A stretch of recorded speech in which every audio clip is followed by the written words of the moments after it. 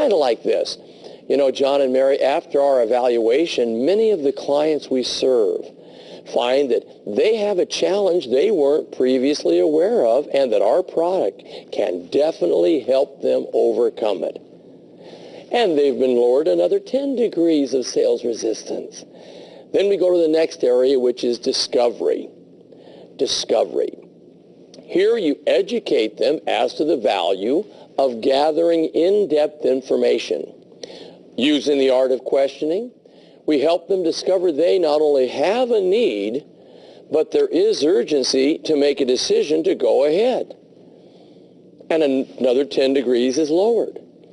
Then we go to qualify, which is next. Now here is where we would use our needs formula. Remember, NEADS, where we establish just what their qualification needs are. We're going to find out, what do they have now? What do they enjoy? What would they like to alter? Who is the decision maker? And yes, after all of that, we have the solution. Then we go to our next area, which is called need acknowledgement.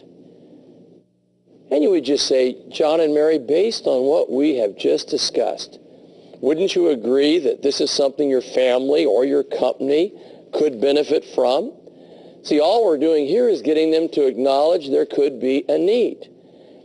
Now, some of you are going to be sitting in front of a couple or a committee, a group, where they made a decision before you came in that for no reason are they going to say yes today.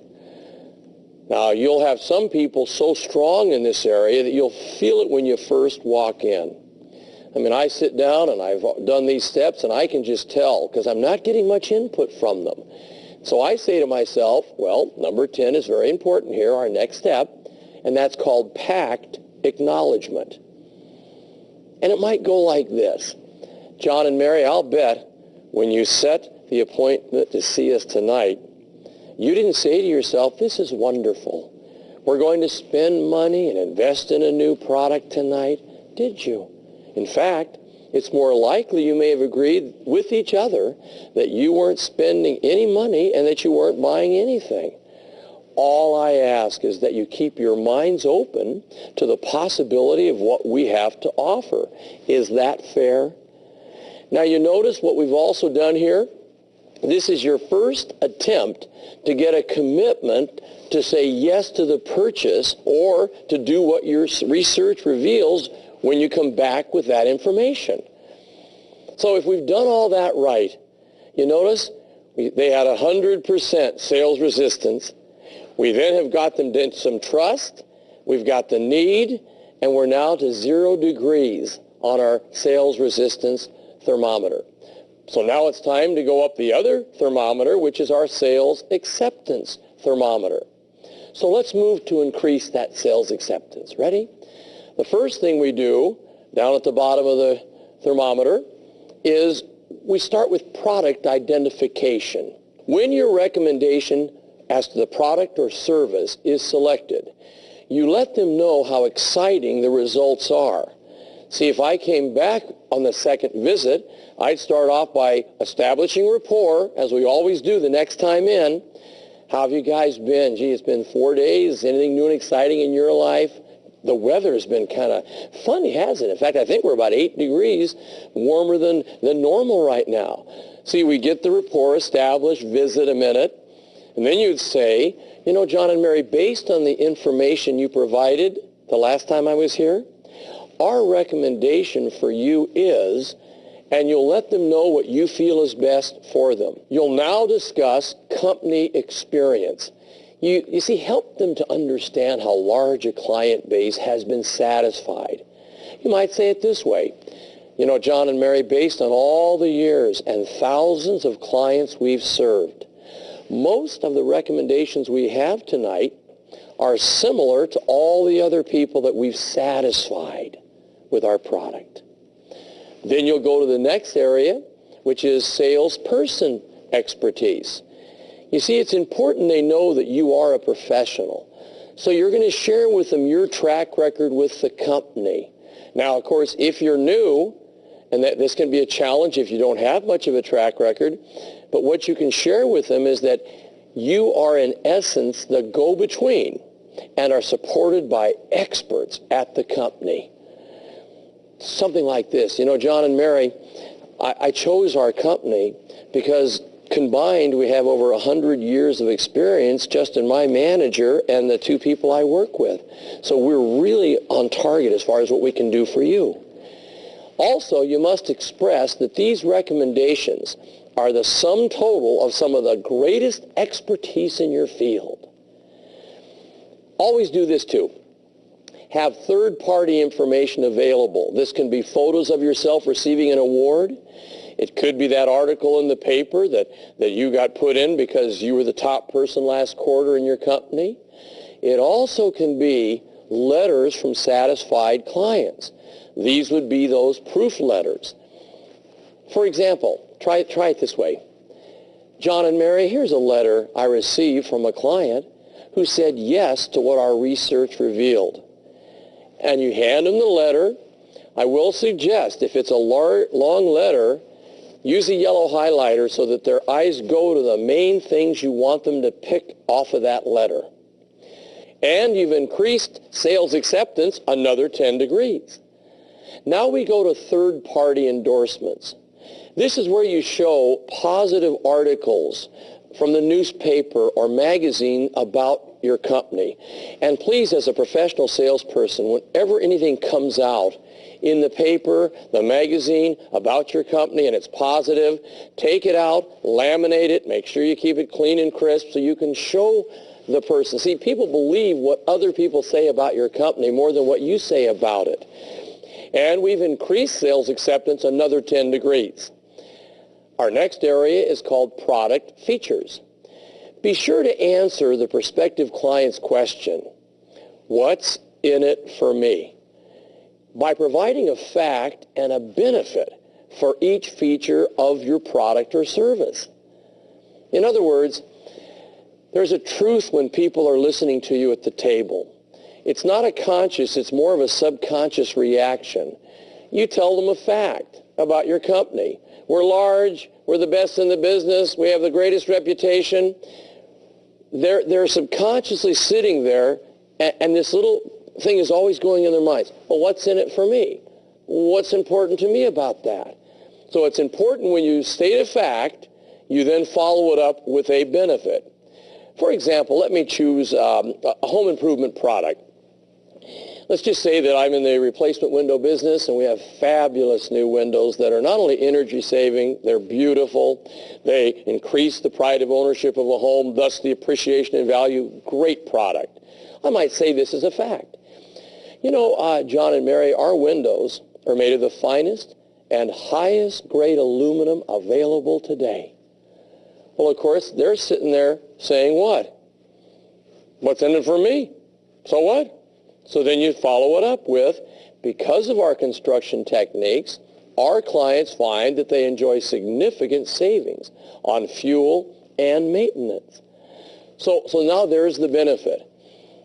And we've, again, increased sales acceptance another 10 degrees. Let's look at the next thing. It's presentation demonstration. Now you would present your proposal, the research you found, the product benefits, and you're always going to be doing it in this formula. You're going to give them a fact, follow up with a benefit of the fact to them, then you're going to try to create, with what you say, a sense of urgency, and then you're going to ask or request for their feedback. So again, fact, benefit, urgency, request for feedback. Kind of like this. Ready? You know, John and Mary, as we mentioned earlier, our windows are of a very high quality. What that means to you is that you'll spend more time enjoying the view through them than maintaining them and working on them. And you know, with our special fall promotion, you'll save an additional 20% on installation. So John and Mary, if you were serious about saving money on your fuel and energy costs, when do you think would be the best time to have your windows replaced? Did you see all four steps? Fact, benefit, urgency, feedback. Very important. And I'm going to give you a kind of an assignment I'd love you to think about, especially if you're a manager and you've been in the business many years. I'd love you to take your product or service and maybe brainstorm with your team and say, let's take a piece of paper and list every fact about our product. Then we're going to write what the main benefit to them is. Then we're going to see what are the things we can say to create urgency. And then we're going to have our feedback from them. Now, I was never aware of this when I was back in real estate many, many years ago. But, you know, I did things like this, and I think back, that's why I closed so many sales. Meaning, for example, I'm going to try to show you how I did it with them. I think this will maybe turn on some lights for you, too. Ready? I'd meet John and Mary, and they'd come into the office. And after we visit a little bit, and I get them a cup of coffee, I'd say, you know, John and Mary, obviously you're looking for a home now because you've heard about what's going to be happening in the future with our freeway that's coming in. And they go, well, we didn't know too much about it. We're new to the area. Oh, boy, is your timing right. You see, they have already proposed the freeway. And as you're probably aware, whenever a freeway comes in, bringing more people, easier to get to work, there's just a jump in appreciation in property. So, wow, great timing. Now, that is the first time of imprinting in their mind urgency. Then, of course, I'd show them homes. I find the one that they like. And I would then say, after benefits of the property, benefits of the location, I'd simply say, well, based on what I told you about the freeway and this home being in such a great location, being in the school district you wanted, when do you think the best time would be to see if they'll go along with us and accept what you'd like to pay for the home? Honey, we need to do this now. And then I went and got feedback from them as to, well, what do you think we should do? Then just maybe make up a proposal for the seller? Come on, in fact, before we do that, let's go over the financing to make sure it makes sense. Okay, come on in here. I'd sit them down, go over financing, then I would move into the final closing sequence. I hope you felt that, okay? Then, of course, we go to the next step to increase sales acceptance, another 10 degrees, which is called the 3-option close. Now, what we do here is we allow them to satisfy their natural urge to shop around by presenting 3 possible ways of handling their need. First, we show a product, a service, or the solution that maybe doesn't resolve their need 100%. Then we show another that does slightly more than they need.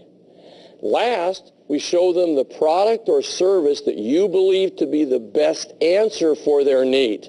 And it's amazing. They will choose 70% of the time the one you put in the middle of your presentation as you show them the 3 options.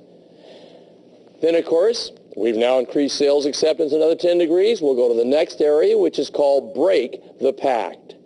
Now, if you remember back, in our sales resistance formula, we had them acknowledge they may have made a pact. Now we're going to break it, kind of like this. Ready?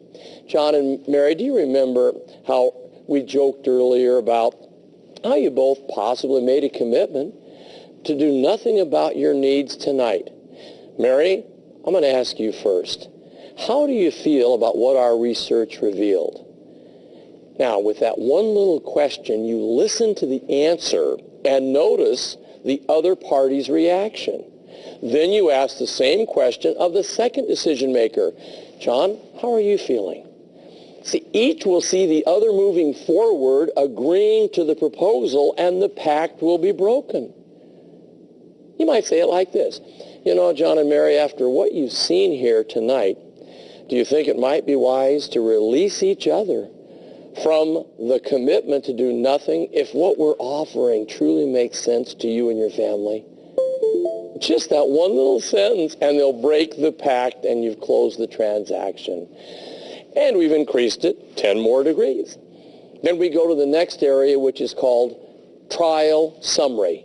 Now, what trial summary is you now just tell them a summarization of all the things they've agreed are important to them. You just say this. So, John and Mary, based on that, let's summarize. We've agreed that it makes sense to replace the windows for the appreciation of the value of your home, to lower your energy costs, which are skyrocketing in our country, to, of course, get it done before the summer so we have even more savings. And I would hit 2 or 3 more on that one product or service. Then you just simply say, John, so at this point, don't you agree it's a wise decision to get started this week? You know, Tom, I sure do. I think it's something we should do. And then, of course, you then move right to the next step, which is called the investment close. In other words, we now ask for the money. You just smile and say, so to get started right now, we'll need a check in the amount of, and we'll get your approval right here on our paperwork. Oh, I hope that you will work on these 2 thermometers. I also hope that you'll take each step, and if it's not quite right for your product or service, that's one of your goals in the training, to tailor make it. For you that are brand new, a lot of this may not have a lot of meaning till you get to the table or the desk of presentation numerous times. That's why it's so important you review it. You take your workbook, you analyze the 10 steps of reducing sales resistance, the 10 increasing sales acceptance. You make all this part of your presentation, and I promise you, you'll be stronger at the table in presenting. You'll handle areas of concern better. You'll close more sales. You'll get more referrals. Your income will go up, and that's what this is all about. Don't you agree?